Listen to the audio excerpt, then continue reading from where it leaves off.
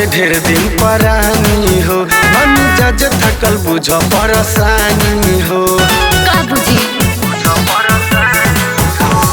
बहरा से ढेर दिन परानी हो, मम्मी जज थकल बुझ परेशानी हो।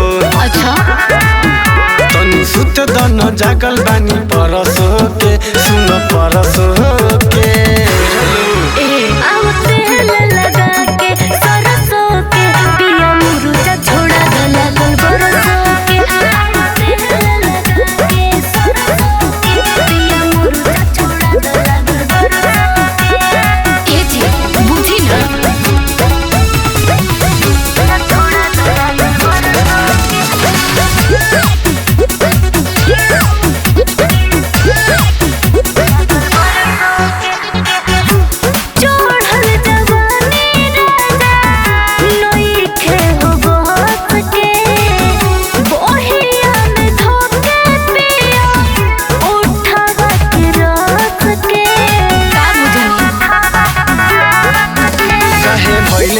इतना तू गरम हो, तनी रख मिजाज अभी नरम हो।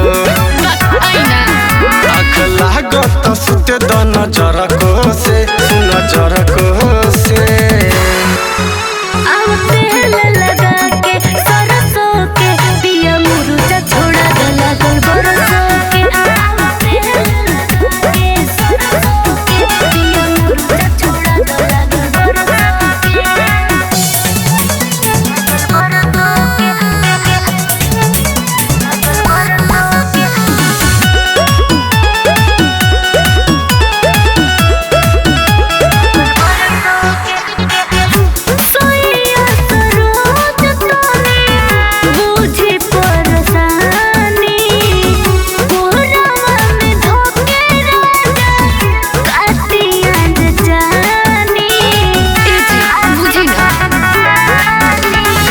कहलो परानी न मानेलू, ऐसे दहिया पकाहे तू फानेलू।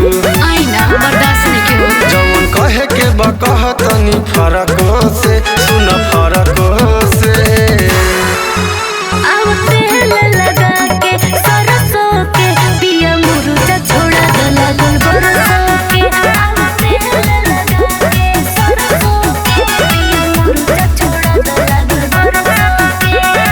ठीक बा, ना मन मुतावा आज छोड़ाइए दी।